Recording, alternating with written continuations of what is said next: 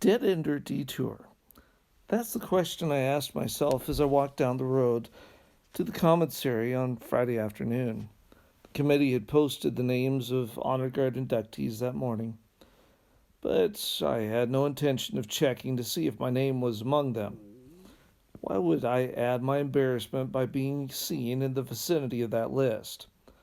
All morning long I had been harassed about trying out for the Honor Guard. In the lunch line, one of the guys called out to me, "Congratulations for making the Honor Guard." Another asked, "Aren't you supposed to be at the Honor Guard meeting?" A third called across the line, "So, Gomer, when do you leave for Washington?" "Any day now," I replied. I had the worst urge to wipe that stupid grin off the guy's face. If it hadn't been for Jeff standing behind me, I might have. I finished my meal and my day's duties as quick as possible.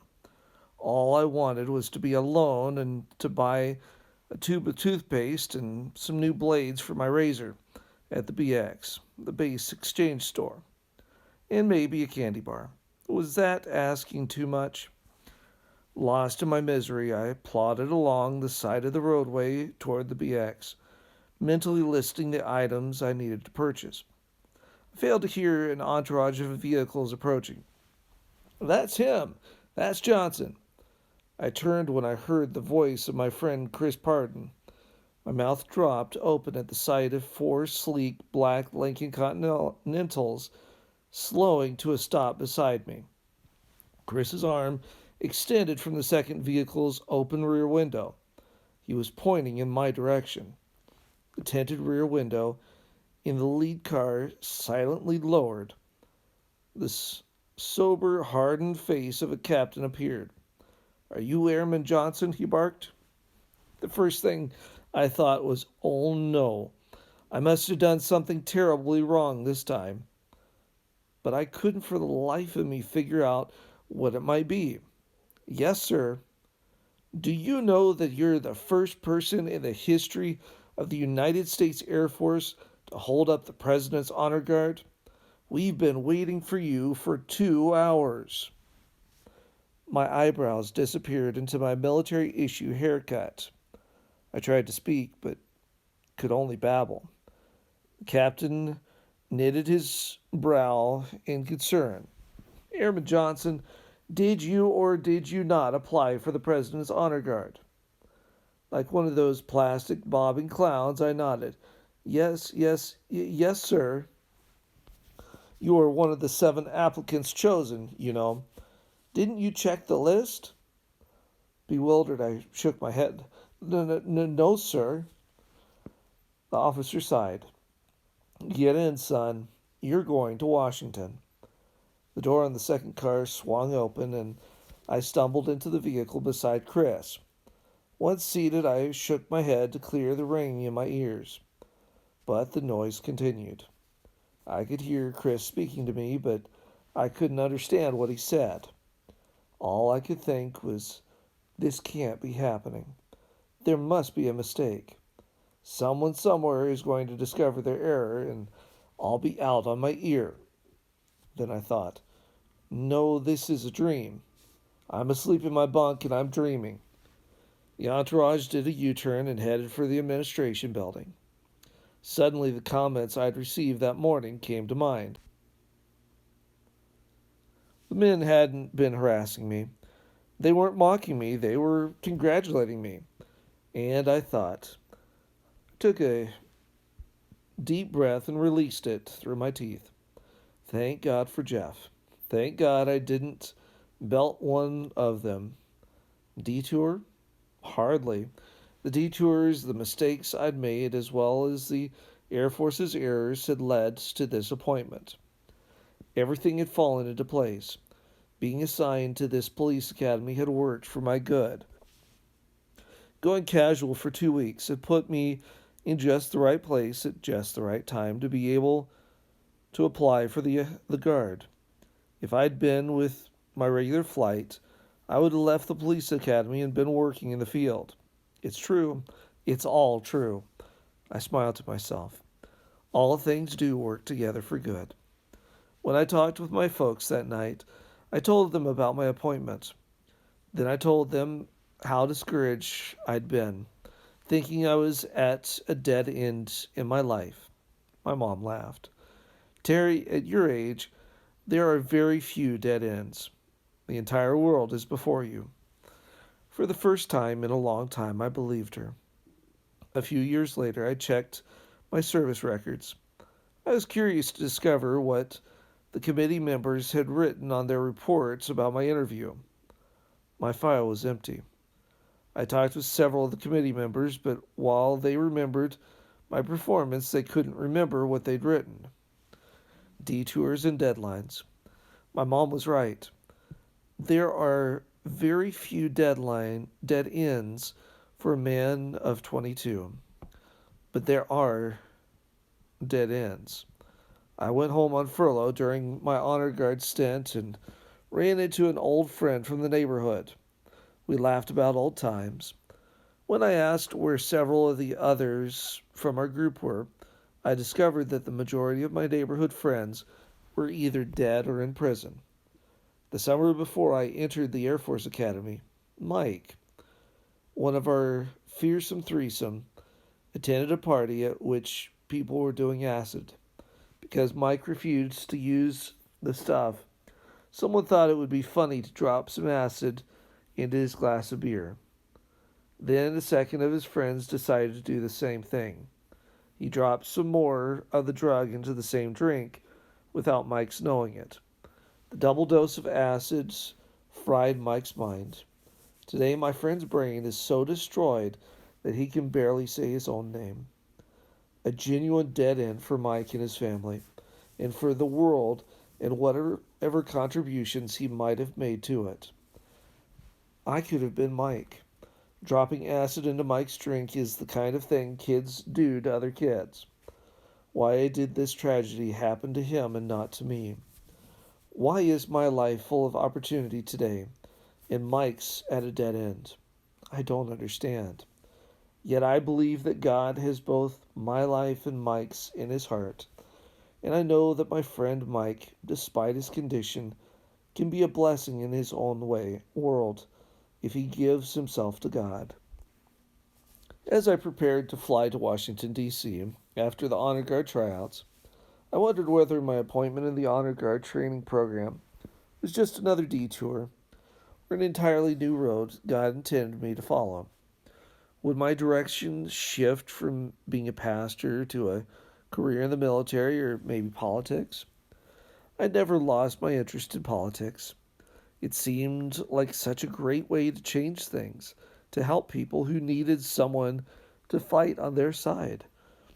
My mind swarmed with a new set of dreams and goals never before possible.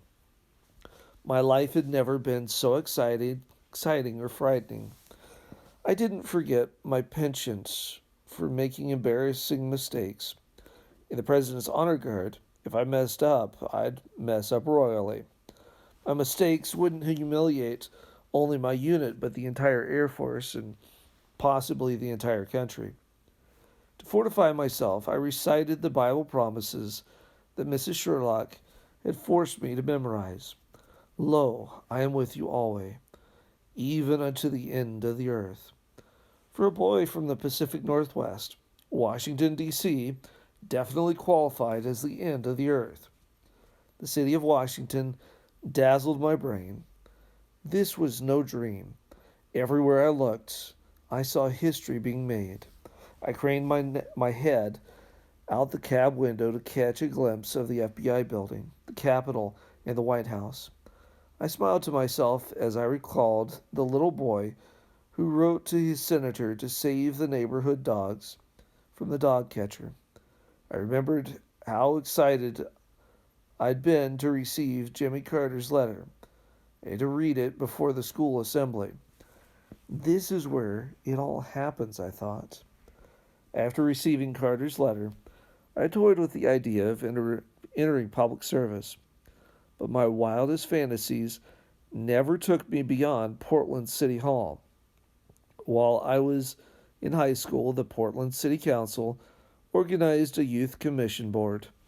An employee of the city of Portland recommended me to represent my school. This allowed me to attend select city council meetings, have lunch with Bud Clark, the mayor, and attend citywide youth banquets. At one banquet, City Commissioner Mildred Swab gave the keynote address. In her speech, she predicted that by the year 2000, I'd be the mayor of Portland. The audience applauded. My friends all knew of my immense interest in politics. And here I was in Washington, the hub of politics with all its intrigue. My life finally appeared to be on track. A different track than the ministry, but on track nonetheless. As my cab sat in the midday traffic, I inhaled clouds of auto fumes. I could feel the pulsating power of the Capitol. I watched business people stride purposefully from one building to another in grand automobiles driven by uniformed chauffeurs, honking horns impatiently in the traffic gridlock. I eyed the darkened windows of the luxury car beside me, hoping to catch a glimpse of the important person within, but could see only my reflection in the glass. A busload of tourists lumbered through the intersection. I grinned at the passengers' eager faces. They were so much like me, trying to see everything there was to see. The difference was that they'd be gone in a few days, and I'd still be there. I wondered if one day the excitement I felt on being part of the DC scene would dim, if my innocence would become sullied, if this moment would be swallowed up by self-importance or cynicism. Then I laughed at myself. With my track record for mistakes and mishaps, I can never forget how human I am and how great God is. Plus, I'd always have the memory of Mrs. Pennyworth to keep me humble. The training program for the Honor Guard is reported to be the toughest in the Air Force. Only 1 in 6 trainees drops out before completing the program. A guardsman represents the United States Air Force at the Tomb of the Unknown Soldier, the White House, the National Archives, the Pentagon, at formal banquets, and at Arlington National Cemetery. There'd be no going casual. There'd be no going casual here. Trainees work at their own pace to complete the program. They can take whatever time necessary to perfect the skills. Some graduate in 3 weeks, others take 10 or 12. I decided I could handle that. If I had nothing else, I had persistence, thanks to Sergeant Collier. I never dreamed that even the experience could turn out to be a blessing. My first lesson as an Honor Guard trainee, or JEEP, Junior Experimental Enlisted Personnel, involved removing the buttons from my uniform jacket and pinning them back on so that the eagles would stay perfectly straight. Setting up one's locker was a lesson in itself. Our uniform buttons were to be lined up by size when we were not wearing our dress uniforms. At first, it took me 3 hours to set up my locker to meet Honor Guard code. A piece of lint in a locker would cause the staff sergeant to upturn the contents, and the poor cadet would need to begin again. Making one's bed was such a chore that many of the men chose to sleep under their beds at night, so not to have to remake them in the morning. While this behavior was not encouraged by the Guard, it was commonplace. Since I was a talkative individual, keeping quiet seemed next to impossible. Honor Guards must be able to stand at attention without moving for long periods of time. Tourists try to make their lives difficult. Teenage girls stuff their phone numbers in guards' pockets or try to tickle them. Grannies ask questions, trying to get guards to talk. Little kids try to make them laugh, while there's always someone nearby who is supposed to be alert to any harassment a guard might be receiving. The Honor Guard is at the mercy of the annoyer until noticed. Insects can be bothersome as well. Standing at attention in the White House rose garden can be hazardous, especially when roses are blooming. One day while I stood in formation, a honeybee landed on the brim of my hat. Out of the corner of my eye, I watched it stroll from one side of my hat brim to the other. Then it dropped to the bridge of my nose and walked to the tip. I couldn't move. I couldn't twitch my nose, and try as I might, I couldn't blow the creature away. Fortunately, the offending bee chose to fly away rather than sting me. Even if it had stung me on the nose, I would not have been able to react. Learning not to respond immediately to human or beast came difficult to me. My sanguine personality is eager to please when questioned. The day our instructor discussed the importance of remaining silent while in flight, he called us to attention, then said, "Talking in flight is never ever done, Johnson. Is that understood?" "Yes, sir," I replied automatically. "Airman Johnson, you just did exactly what I told you not to do. You talked in flight. We're going to have to break this habit." "Yes, sir." The words barely escaped my lips when I realized what I'd done. "You did it again. I want you to run to the stop sign down at the corner and tell the stop sign, loud enough so I can hear you, that you will not talk while in flight again, 4 times. Now run!" I sped down the roadway and skidded to a stop at the corner a half mile away.